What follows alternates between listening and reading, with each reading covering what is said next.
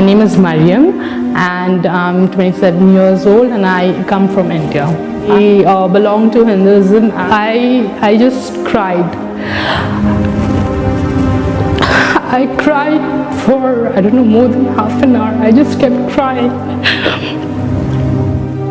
बिस्मिल्लाहिर्रहमानिर्रहीम। अस्सलामु अलैकुम दोस्तों, उम्मीद है कि आप सब खैरियत से होंगे। दोस्तों, आज हम जिस बहन की स्टोरी आपके साथ शेयर करने जा रहे हैं वो एक हिंदू घराने से ताल्लुक़ रखती है और उन्हें इस्लाम के बारे में कुछ भी नहीं पता था। इसके अलावा वो मुसलमानों को बहुत ही नीच और गिरा हुआ समझती थी क्योंकि उनके घर वालों ने उनको यही सिखाया था।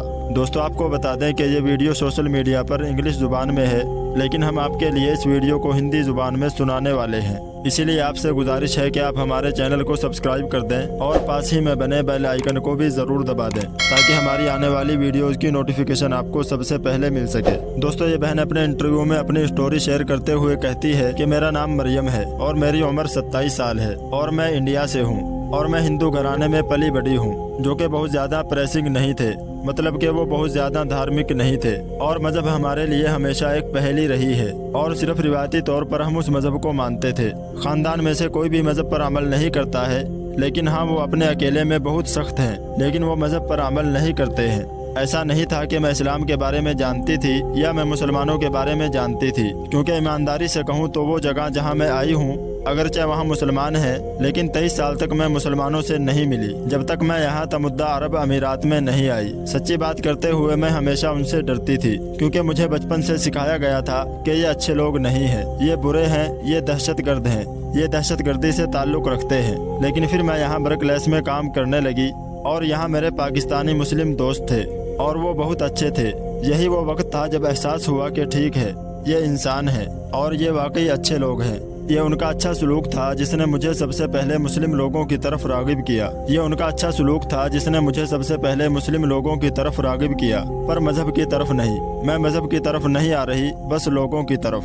किसी मखसूस मुल्क से ताल्लुक़ रखने वाले नहीं, बल्कि इस्लाम से मुताल्लिक़ लोग। ये वो चीज़ थी जिसने मुझे मुसलमानों की तरफ मुतवज्जो किया कि वो इतने अच्छे कैसे हैं, वो बहुत हमदर्द हैं, वो बहुत मदद करते हैं। ये पहला मौका था जब मैंने हकीकत में इस्लाम के बारे में जानना शुरू किया। आप जानते हैं कि जब आप इस्लामिक सेंटर में जाते हैं और वहाँ बहुत सारी किताबें मौजूद होती हैं, लेकिन बुनियादी सवाल जो आपके पास होता है तो वो इस्लाम या खुदा या खालिक के बारे में होता है। मैंने वो किताबें पढ़ना शुरू की, मैंने ऑनलाइन तहकीक करना शुरू की। इस्लाम कबूल करने से पहले मैंने 1 साल तक उसका मुताला किया। कुरान नहीं, सिर्फ उसे ऑनलाइन गूगल करना, क्योंकि उसने मुझे मज़ीद मजबूत बनाया है। और जैसा कि मैंने कहा कि मैं सीख रही हूँ, मेरे पास इतना इल्म नहीं है, लेकिन मैं सीख रही हूँ। आपकी ज़िंदगी में कभी ऐसे मौके भी आएंगे जब आपको अपने मालिक के सामने भीख मांगनी पड़ेगी। आपको गिरना पड़ेगा, वो आपको गिरा देगा ताकि आप उसके सामने भीख मांगो।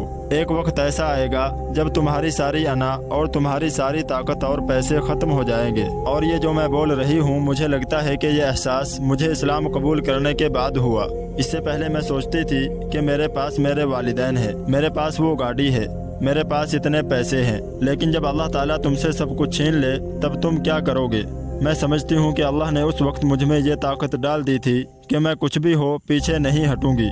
जब मैंने कुरान को अपने हाथ में लिया तो मेरे हाथ कांपने लगे और मैं अब भी जब कुरान सीखती हूँ तो मेरे हाथ कांप उठते हैं, जैसे मैं रोने लगी। सारा दिन रोती रही और मैं बस रोती ही रही। मुझे आधे घंटे से ज़्यादा हो चुका था और मुझे नहीं मालूम, मैं बस रोती जा रही थी। I literally, even if now I see my hands shiver, it's like I cried and cried and cried holding it. I just cried. I cried for, I don't know, more than half an hour. I just kept crying.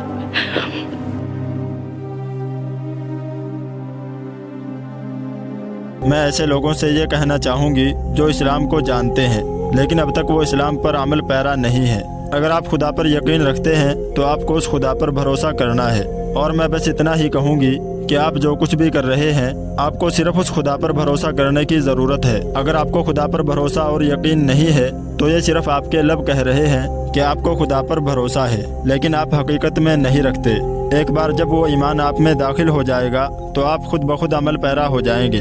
अपने अमल से अगर आप सिर्फ अल्लाह को अपना खालिक तस्लीम नहीं कर सकते तो आपका खालिक आपके लिए हर चीज़ आसान कर देगा।